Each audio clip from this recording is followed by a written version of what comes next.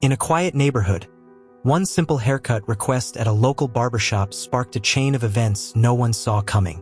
The shop owner made a decision that would haunt him when he refused to serve a humble teacher. As the teacher walked away, hurt and confused, the owner believed the incident was over, but he was completely wrong. Unknown to him, his actions had caught the attention of someone with the power to shake the entire community. What happened next will amaze you and show the incredible power of second chances and human kindness.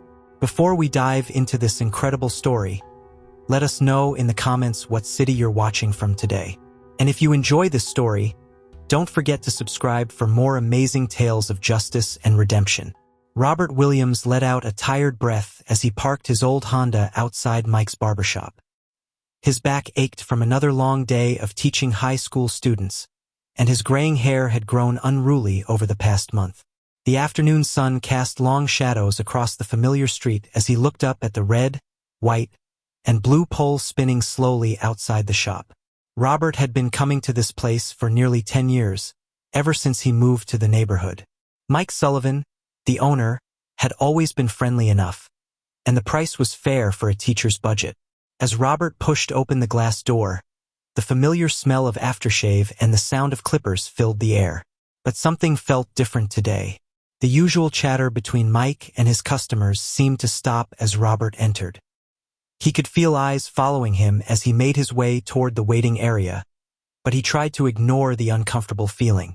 Mike emerged from behind his chair, where he had been cutting an older man's hair.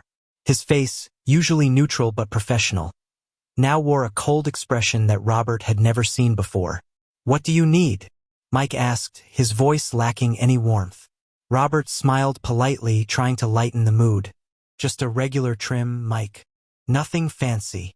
Mike's jaw tightened as he gripped his scissors. "I'm sorry, but we're booked solid today. You'll have to try somewhere else." Robert looked around the shop, confused. There were only 2 other customers waiting, and he could clearly see empty chairs. "But Mike, I can wait. I'm not in any rush. I said we're full." Mike's voice grew sharper, causing the other customers to shift uncomfortably in their seats. "Maybe you should find another shop that suits you better." A heavy silence fell over the barber shop. Robert stood frozen, trying to understand what was happening. In all his years coming here, he had never been treated this way. The other customers stared at their phones or magazines, avoiding eye contact. "Mike, have I done something wrong?" Robert asked quietly, his voice barely above a whisper. Mike's face twisted into an unpleasant expression. "Look, I don't have to explain myself. This is my shop, and I choose who I serve. You people need to understand that." The words hit Robert like a slap. He stumbled backward, his eyes wide with shock and pain. For a moment, he was transported back to his childhood, to times when such treatment was more common. But this was different. This was Mike, someone he had trusted for years. As Robert turned toward the door, his shoulders slumped in defeat. One of the waiting customers stood up. "This isn't right," the man said, his voice shaking with anger. "You can't treat him like this." Mike spun around, his face red with fury. "This is my business, and I'll run it how I want. If you don't like it, you can leave too." The man hesitated for a moment, torn between standing up for what was right and avoiding confrontation. In the end, he sat back down, his face filled with shame as he watched Robert walk out. As the door closed behind Robert, the barbershop erupted in whispers. Some customers quickly paid and left, disgusted by what they had witnessed. Others stayed, either agreeing with Mike's actions or too shocked to move. Little did Mike know that his act of discrimination had set in motion a series of events that would change everything in their peaceful neighborhood. If only he had known who Robert Williams really was and the powerful connections he had built over his years of teaching, he might have thought twice. But as it stood, Mike Sullivan had just made the biggest mistake of his life, and the consequences were about to unfold in ways he could never imagine. Robert Williams slowly walked back to his car, his mind spinning from what had just happened. The warm afternoon air that had felt so pleasant earlier now seemed to mock him, highlighting the harsh reality of the prejudice he had just faced. He sat in his vehicle for several minutes, staring blankly ahead as waves of hurt and humiliation washed over him. But then, something shifted in Robert's expression. His jaw set with quiet determination, and a spark of resolve flickered in his eyes. Robert Williams was many things: a dedicated teacher, a mentor to hundreds of students, a respected community member. But he was not someone who would let injustice go unchallenged. As he started his car, Robert's mind was already working, formulating a plan. He may have been turned away from Mike's barbershop, but this was far from over. Little did Mike Sullivan know that his actions today would trigger a chain of events that would transform their entire community. Meanwhile, back at the barbershop, Mike was feeling the immediate impact of his decision. Several regular customers had walked out, some giving him dirty looks as they left. But Mike stood firm, his face set in a stubborn scowl. He had done what felt right to him, what he believed was necessary. So why did he have this gnawing feeling of unease in his stomach? As word of the incident spread through the neighborhood like wildfire, people gathered on porches and in coffee shops, their voices low as they discussed what had happened. Robert Williams was well known and loved in the community. Many couldn't believe that Mike, who had always seemed reasonable, could harbor such deep prejudice. But there was one person who, upon hearing the news, felt an anger unlike anything he had experienced in years. David Williams, Robert's son, was in his office at the Department of Education when he received a call from a family friend. As he listened to the account of what had happened to his father, David's grip on his phone tightened until his knuckles turned white. David Williams was not just any concerned son. He was the Deputy Secretary of Education, a position that carried significant influence and power. He had spent his career fighting for equal access to education and against discrimination in all its forms. And now, his own father had been subjected to such blatant prejudice. The irony was not lost on him, and it only fueled his determination to right this wrong. As he ended the call, David leaned back in his chair, his mind racing. He could use his position and connections to bring the full force of government oversight down on Mike Sullivan. He could make an example of him, show the world that such behavior would not be tolerated. But as tempting as that approach was, David knew that heavy-handed tactics often only served to deepen divisions and create more resentment. No, this situation called for a different strategy, something more thoughtful and transformative. David picked up his phone again. He had some calls to make, some plans to set in motion. Mike Sullivan had no idea what was coming, but David was determined to teach him a lesson he would never forget. Not through punishment, but through understanding. As the sun began to set over the quiet neighborhood, the stage was set for a confrontation that would shake the community to its core. The actions of one prejudiced man were about to collide with the determination of a son fighting for his father's dignity. When the dust settled, nothing would ever be the same again. What happened next would shock everyone in the neighborhood and teach a powerful lesson about the consequences of prejudice and the possibility of redemption. But before we continue, if you're enjoying this story, make sure to give this video a thumbs up and subscribe to our channel for more incredible true stories of transformation and hope. The next morning brought clear skies, but there was tension in the air that seemed to crackle with electricity. News of Robert Williams' treatment at Mike's barbershop had spread throughout the neighborhood and beyond. The community was buzzing with speculation about what would happen next. Mike Sullivan arrived at his barbershop early, as he always did, to prepare for the day. But as he approached the front door, he noticed something that made his blood run cold. A small group of protesters had gathered outside, holding signs that read, "No place for hate," and "Equality for all." Mike's face flushed with anger as he pushed past them, unlocking the door with trembling hands. Inside, he tried to go about his usual routine, but he couldn't shake the feeling that something big was about to happen. He jumped every time the door chime rang, half expecting to see police officers or lawyers walk in. But as the morning progressed and nothing dramatic occurred, Mike began to relax. Maybe he thought this would all blow over in a few days. Mike's sense of relief was short-lived. Just as the lunch hour was approaching, the door chimed once more. Mike looked up and his heart nearly stopped. Standing in the doorway was a tall, well-dressed man he didn't recognize, but there was something about him that commanded immediate attention. He carried himself with an air of authority that made Mike instantly nervous. The stranger walked calmly to the counter, his eyes scanning the shop before settling on Mike. "Are you Mike Sullivan?" he asked, his voice steady but carrying an underlying edge of steel. Mike nodded, unable to find his voice. The stranger's eyes narrowed slightly as he studied Mike's face. "I'm David Williams," he said, and Mike felt his blood turn to ice. "Robert Williams' son. I believe we need to discuss what happened here yesterday." Mike's mind raced. He had heard rumors over the years that Robert had a successful son in government, but he had dismissed them as neighborhood gossip. Now, faced with reality, Mike felt a flicker of fear, but his pride and ingrained prejudices quickly took over. "Look," Mike said, his voice rough, "I don't care who you think you are, but this is my establishment. I have the right to refuse service to anyone I choose." David's expression remained calm, but there was a dangerous glint in his eye. "Is that so?" he said quietly. "And on what grounds did you refuse service to my father? A man who has dedicated his life to educating young people and has been a loyal customer for nearly a decade?" Mike's face flushed red. "I don't have to explain myself to you," he spat. "Your father and people like him just don't fit with the clientele I want to serve here."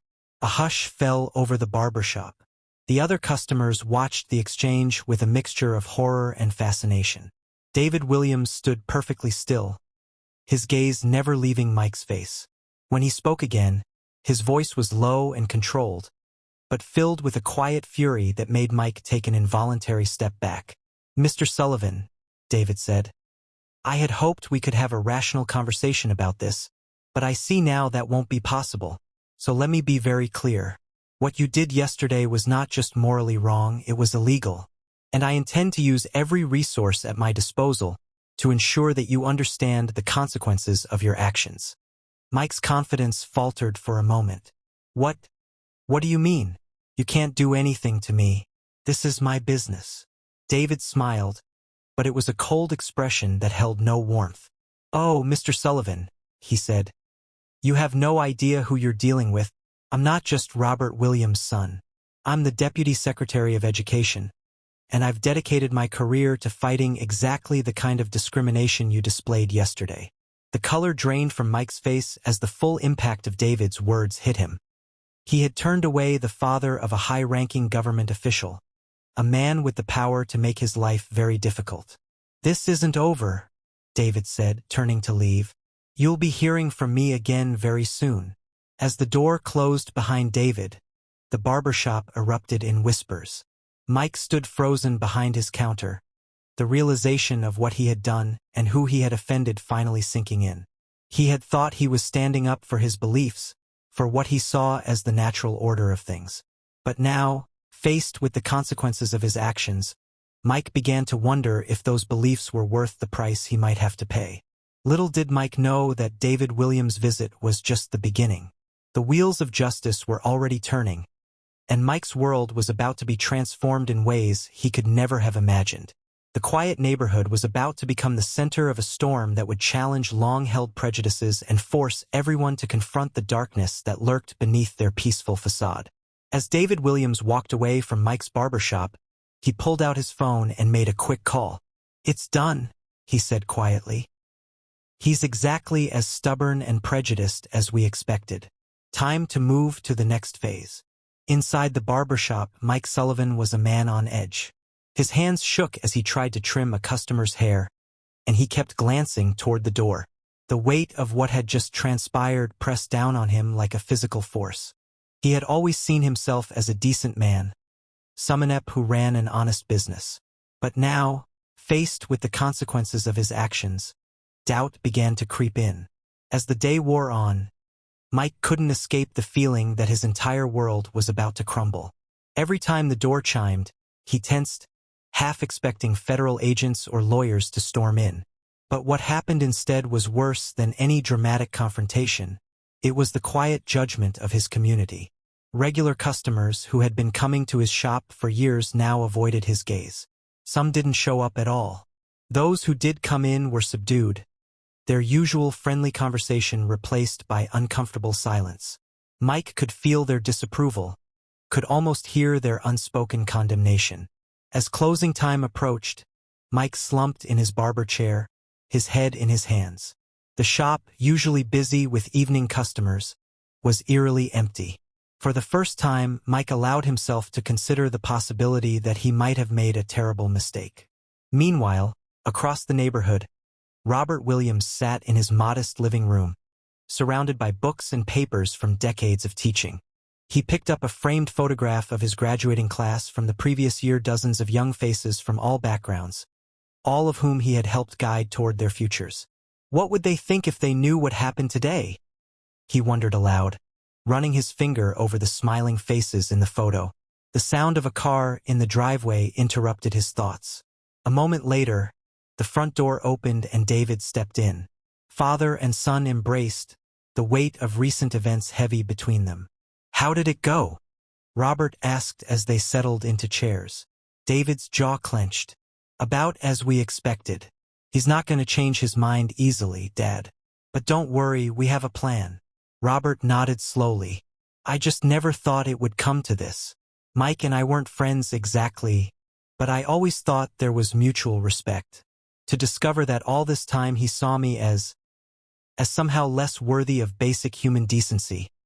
It cuts deep, son." David leaned forward, taking his father's hand. "I know, Dad, and that's why we can't let this stand. What happened to you isn't just about you. It's about every person who still faces discrimination every day. We have to take a stand." Robert looked at his son, seeing in him the same passion for justice that had driven his own career in education. He felt a surge of pride mixed with sadness.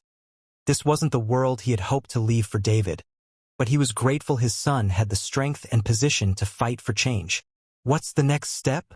Robert asked, his voice stronger now.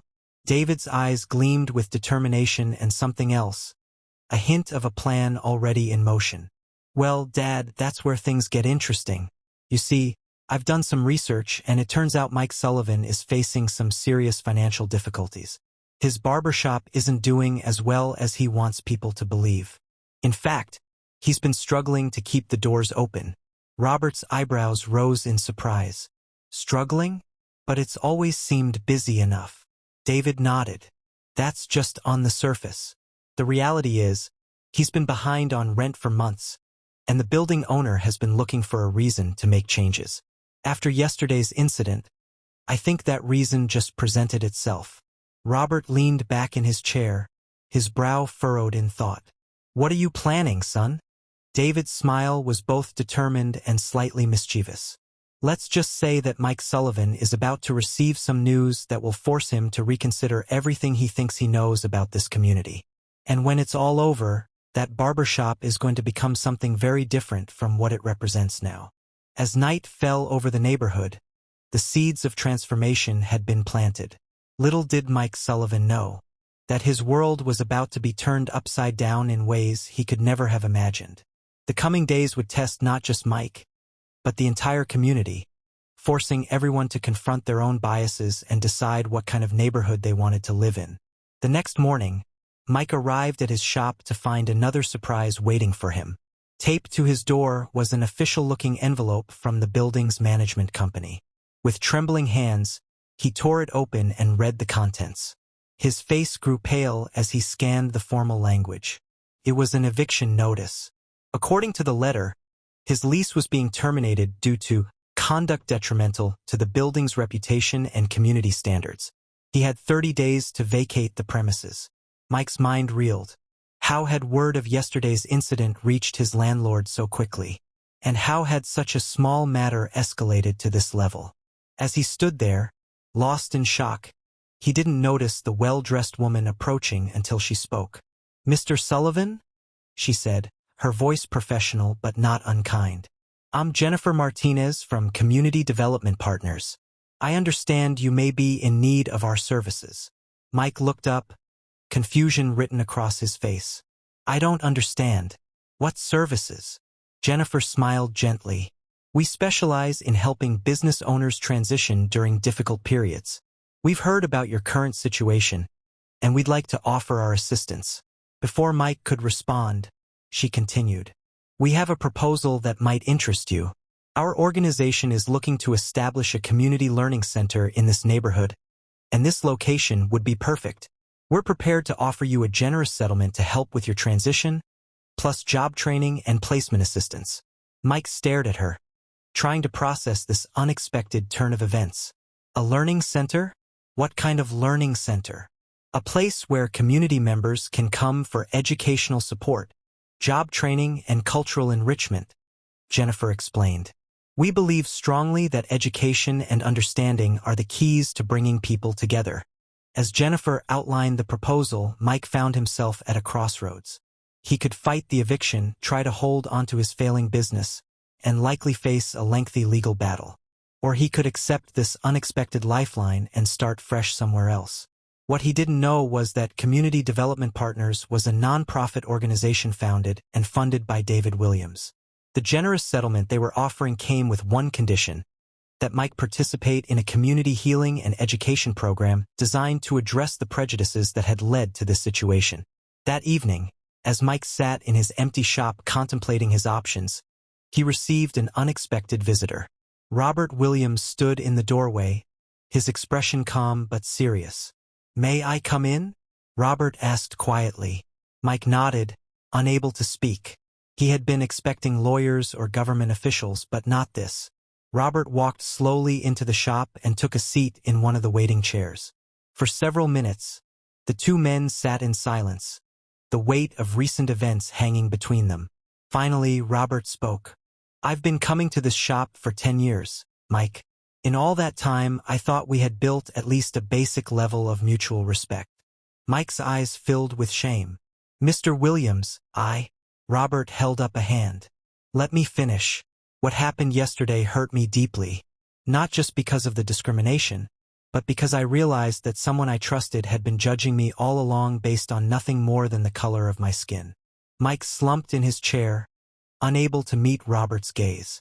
"But," Robert continued, his voice softening, "I also know that hatred and prejudice are often born from fear and misunderstanding, and I believe that people can change if they're given the opportunity and support to do so." Mike finally looked up, seeing something unexpected in Robert's eyes. Not anger or condemnation, but a glimmer of compassion. "The organization that approached you today," Robert said, "they're offering you more than just money. They're offering you a chance to learn, to grow, and to be part of building something positive in this community." Mike's voice was barely a whisper. "Why would you want to help me after what I did?" Robert smiled sadly. "Because holding on to anger only hurts everyone involved. And because I've spent my entire career believing that education and understanding can overcome prejudice. If I give up on that now, then everything I've worked for means nothing."